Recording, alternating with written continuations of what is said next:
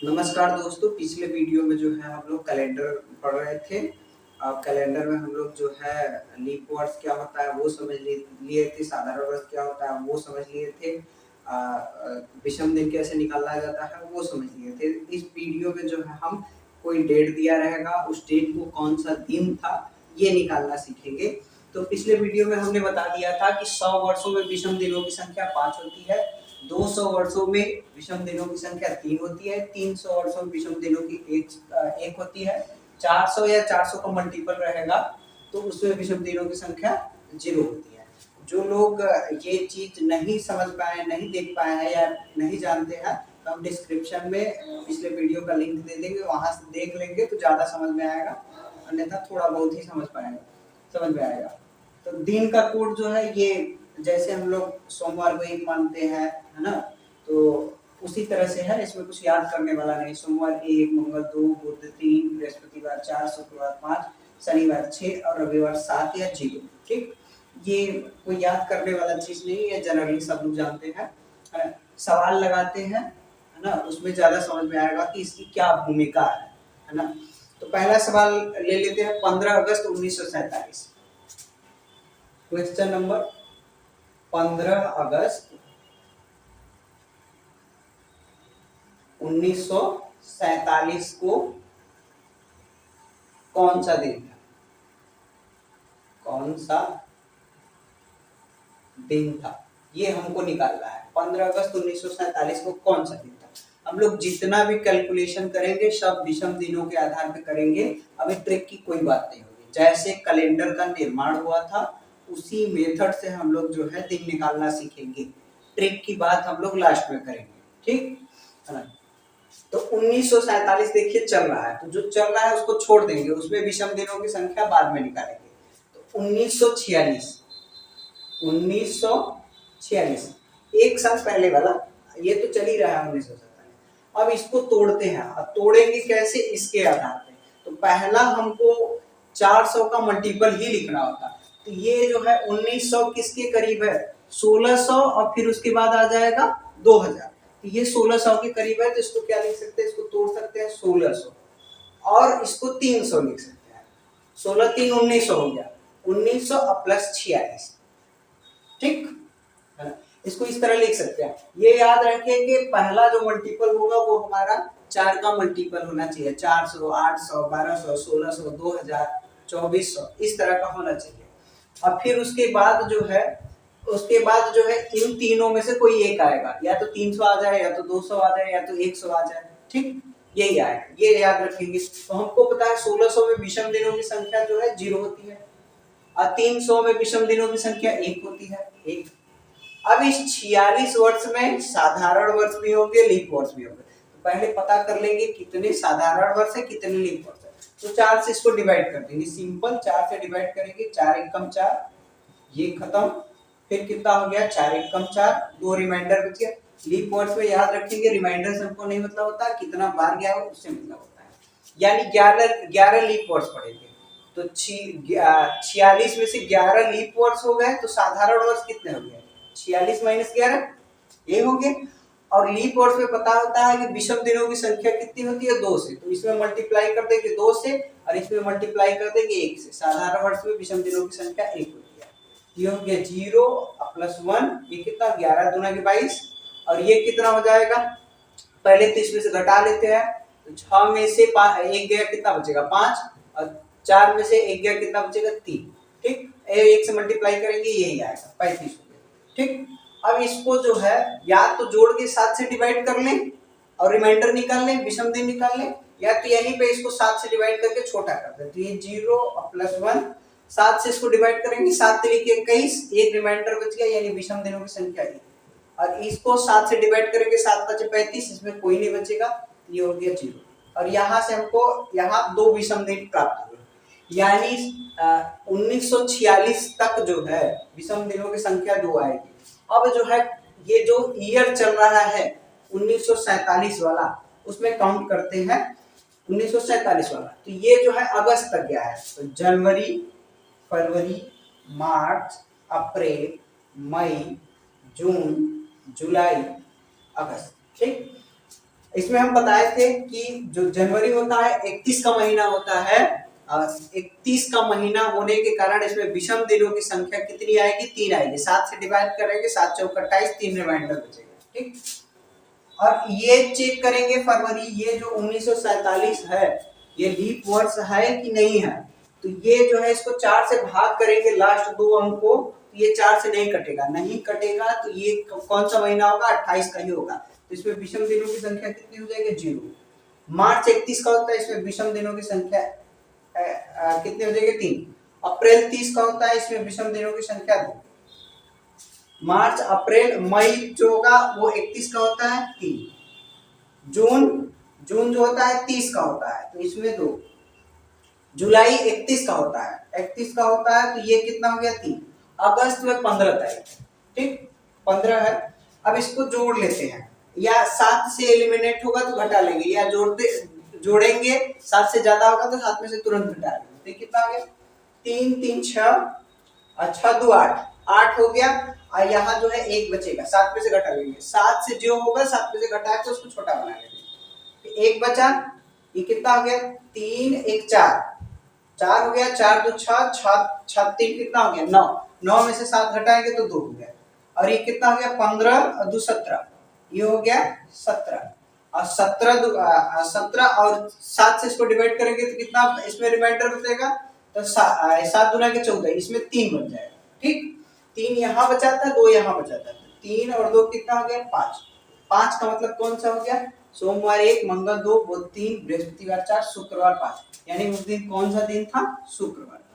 उस दिन कौन सा दिन था? शुक्रवार था। 5 का मतलब शुक्रवार। ठीक, यानी 15 अगस्त 1947 को कौन सा दिन था? शुक्रवार था। ठीक, चलिए देखते हैं दूसरा सवाल। एक और सवाल ले लेते हैं, दूसरा सवाल। 26 जनवरी 1950 को निकालते हैं, कौन सा दिन होगा?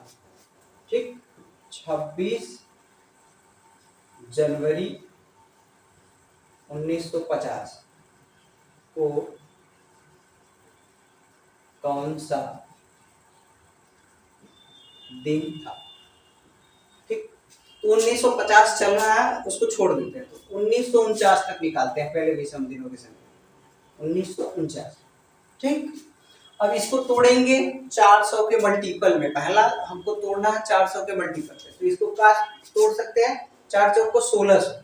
ठीक, उसके बाद तो 2000 आ जाएगा जो इससे ज्यादा होगा। फिर उसके बाद 300 और जोड़ देंगे तो ये पहुंच जाएगा 1900। फिर उसके बाद बच गया 49। ठीक, 1600 में विषम दिनों की संख्या कितनी होगी? 0। 300 में कितना हो गया? 300 में 1 हो गया। इसमें पता कर लेते हैं लीप वर्ष कितने हैं। तो 49 में 4 से डिवाइड कर देंगे, 4 एकम 4, ये कितना हो गया? 4 दूनी का 8, 1 बच गया, यानी 12 तो लीप वर्ष पड़ेंगे। 12 लीप वर्ष पड़ेंगे तो साधारण कितने हो गए? 49 में से 12 घटा देते हैं। ठीक, और एक लीप वर्ष में विषम दिनों की संख्या 2 और एक साधारण वर्ष में विषम दिनों की संख्या 1। ये हो गया 0 और प्लस 1, ये कितना हो गया? 12 गुना के 24 और प्लस ये 9 में से 2 गया बचेगा 7, 4 में से 1 गया बचेगा 3, और 1 से मल्टीप्लाई करेंगे तो वही आएगा, तो यहाँ नहीं लिखते हैं। ठीक, और इसको 7 से डिवाइड करके थोड़ा सा छोटा कर लेते हैं। 7 से लेके 21, इसमें 3 बच गया। इसको डिवाइड करेंगे तो 7 5 35, बच गया 2, और ये कितना हो गया? 3 2 5 1 6, यहाँ 6 हो गया। ठीक, अब चलते हैं 1950 वाला, जो साल चल रहा है 1950 वाला। इसमें कौन सा है? जनवरी है, और जनवरी में कहाँ तक? 26 तारीख तक ही गया है। ठीक, तो इसको भी डिवाइड करके 7 से छोटा कर लेते हैं। इसको डिवाइड करेंगे तो 7 से लेके 21, यहाँ बच जाएगा 5 बचेगा। 7 से डिवाइड करेंगे, 7 से लेके 21 होगा, 5 बचेगा। अब 6 और 5 जोड़ देंगे, कितना हो गया? 6 और 5 जोड़ देंगे 11, और 11 में 7 से डिवाइड करेंगे तो ये हो गया कितना? 7 से डिवाइड करेंगे तो 7 एकम 7, माइनस कर देंगे तो ये कितना हो जाएगा? 3 इधर 4 बचेगा इसमें, 7 4 11। 4 का मतलब कौन सा दिन? बृहस्पतिवार। यानी 15 अगस्त, अरे सॉरी, यानी 26 जनवरी 1950 कौन सा दिन था? तो बृहस्पतिवार। बृहस्पतिवार कौन सा वार था? बृहस्पतिवार था। ठीक, नेक्स्ट सवाल चलते हैं। चलिए अगला निकालते हैं। 2 अक्टूबर 1869 को जिस दिन गांधी जी का जन्म हुआ था उस दिन कौन सा दिन था वो निकालते हैं। तो हो गया 2 अक्टूबर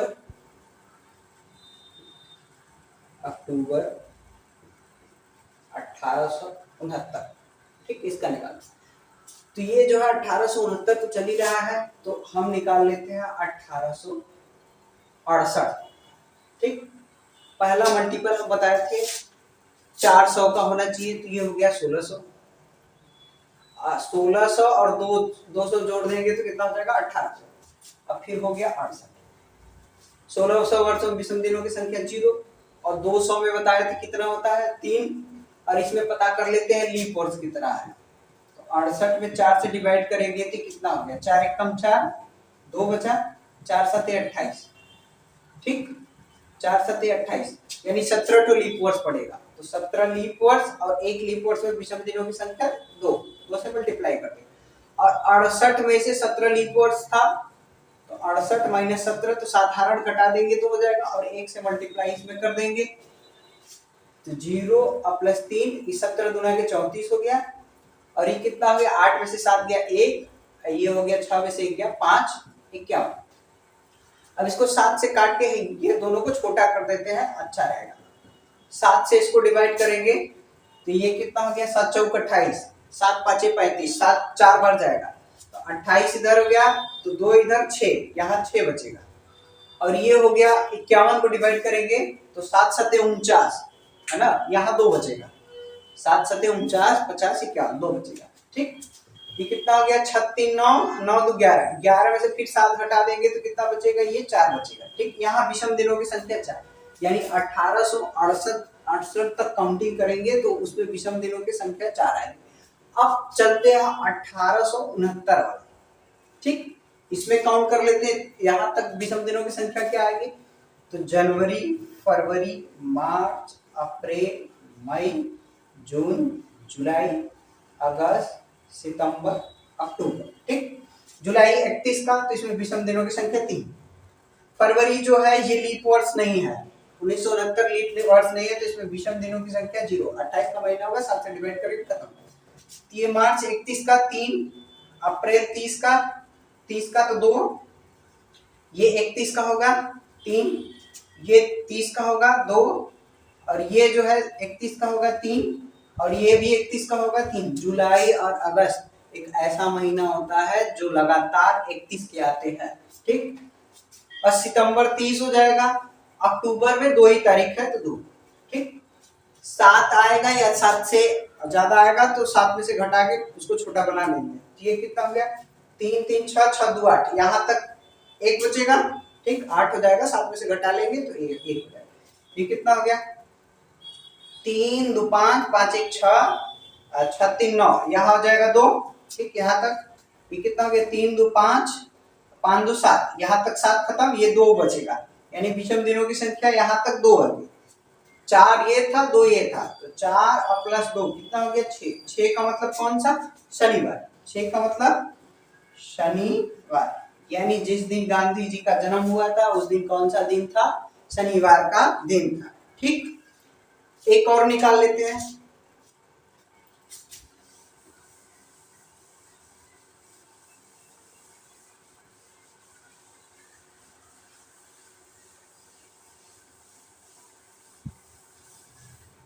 एक और निकालते हैं 12 नवंबर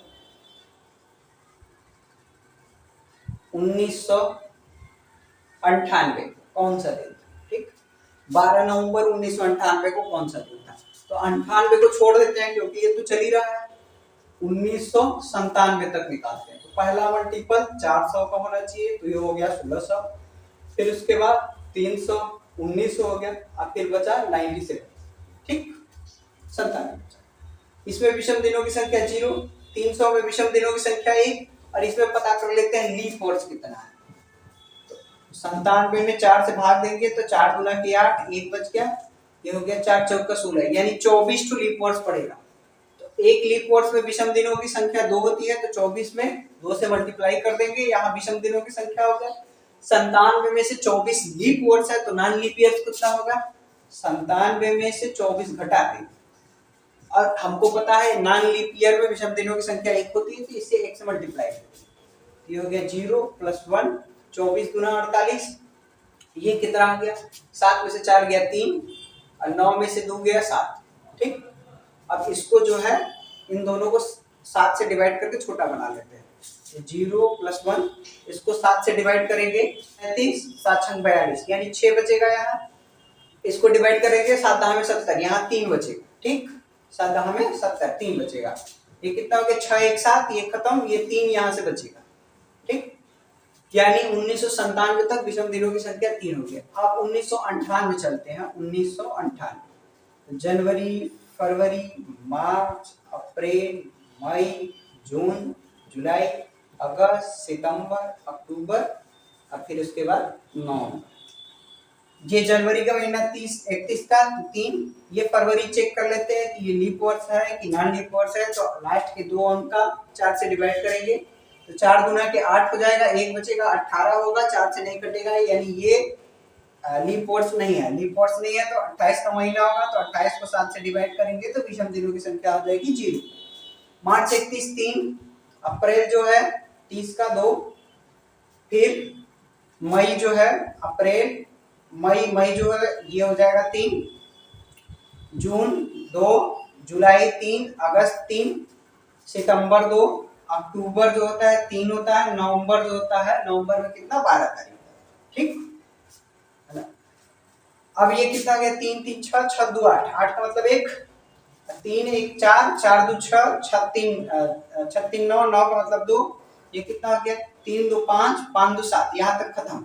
ये कितना हो जाएगा, 12 3 15, 15 मतलब 7 से इसको डिवाइड करेंगे तो 7 गुना के 14, 1 यहाँ बचेगा रिमाइंडर।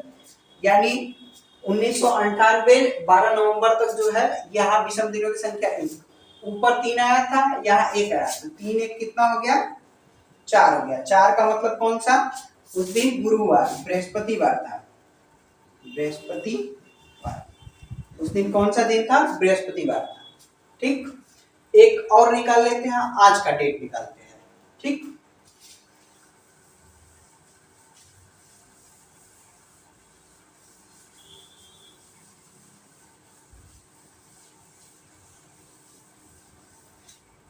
आज कितना तारीख है, आज 23 जुलाई है, 23 जुलाई सन 2024। ठीक, 24 तो चल ही रहा है, 23 तक निकालते हैं, 23 तक। ठीक, अब जो है पहला हम बोले थे 400 का मल्टीपल रखना है, तो कितना आ जाएगा, 2000। 400 का मल्टीपल ही पहला रखना, फिर बच जाएगा 23, और 2000 में लीप वर्षों की संख्या 0, और इसमें पता कर 2000 में विषम दिनों की संख्या हो जाएगी 0, और ये जो है 23 वर्षों में पता कर लेते हैं क्या लीप वर्ष पड़ेगा। 4 से डिवाइड करेंगे, ये 4 7 28, ये जाएगा 6 बार, 6 चौका 24, ये भी जाएगा 5 बार, 5 चौका कितना हो गया 20, यानी 5 टू लीप ईयर्स पड़ेगा 23 सालों में। ठीक, तो 5 एक लीप ईयर्स में विषम दिनों की संख्या 2, तो 2 से मल्टीप्लाई, 23 में से 5 जो है वो क्या है, लीप वर्ष है, तो नॉन लीप ईयर्स कितना पड़ेगा, 23 में से 5 माइनस कर देंगे, और एक नॉन लीप ईयर्स में विषम दिनों की संख्या 1 होती है, तो 1 से मल्टीप्लाई कर देंगे। ये हो गया 0, 5 गुना के 10, ये कितना हो गया, 13 में से 5 गया, 8 बचेगा, और ये कितना हो गया 18। ठीक, अब जो है इसको जो है 7 से डिवाइड करके थोड़ा सा छोटा कर लेते हैं। 7 से डिवाइड करेंगे 3 रिमाइंडर बचेगा, 7 से डिवाइड करेंगे 7 गुना के 14, ठीक, 4 बचेगा, और 4 3 7 हो जाएगा। यहाँ लीप वर्ष कितने हो जाएंगे 0, 7 से फिर ये भी डिवाइड हो जाएगा। यहाँ तक विषम दिनों की संख्या हो गया 0। ठीक, अब जुलाई तक चलते हैं। 23 जुलाई, जनवरी, फरवरी, मार्च, अप्रैल, मई, जून, जुलाई। ठीक, ये 31 का महीना तो हो गया 3। फरवरी जो है इसको पता कर लेते हैं, ये 24 वाला लीप वर्ष है कि नॉन लीप वर्ष है। तो 24 जो है 4 से डिवाइड करेंगे तो ये कट जाएगा 6, बिल्कुल कट जाएगा। 4 6 24, 6 बार में कटेगा, यानी इसमें फरवरी का महीना हो गया 29 का। 29 का हो गया तो 7 से डिवाइड करेंगे तो 7 चौक 28, एक रिमाइंडर बच गया, यानी विषम दिन इसमें कितने होंगे, 1 होंगे। और 31 का महीना होगा तो 3, ये मार्च अप्रैल जो होगा ये 30 का होता है तो 2, फिर मई जो है 31 का होगा 3, जून जो होगा वो 30 का होगा 2, और जुलाई जो है 23 तारीख है, जुलाई में 23 तारीख, ठीक है। अब जो है ये कितना हो गया, 3 1 4, 4 3 7, यहाँ 7 हो जाएगा, एक खत्म, ठीक। 2 2 2, ये 2 और 2 4, 4 3 7, ये भी खत्म, बच जाएगा 23। 23 को 7 से डिवाइड करेंगे तो ये कितना हो गया, 7 3 21, इसमें से 21 माइनस करेंगे तो बचेगा 2, और 2 का मतलब कौन सा, मंगलवार। आज कौन सा दिन है, मंगलवार। ऊपर कोई लीप वर्ड्स था ही नहीं कि जोड़े, ठीक, ऊपर लीप वर्ड्स नहीं था तो हमारा जो काम बनेगा इसी से बनेगा। तो 2 आया था रिमाइंडर, तो 2 का मतलब कितना हो गया, 2 का मतलब मंगलवार। आज कौन सा दिन है, मंगलवार। आशा करते हैं कि 5 क्वेश्चन में समझ में आया होगा। यदि फिर भी नहीं समझ में आया होगा या कोई दिक्कत है तो फिर आप हमको अपनी समस्या बता सकते हैं। ये देखने से पहले इसके पिछला वाला वीडियो जो है डिस्क्रिप्शन में लिंक दे देंगे, वो देख के आएंगे तो ये मुझे आशा है बहुत बखूबी समझ में आएगा इसको, ठीक। आज के लिए धन्यवाद।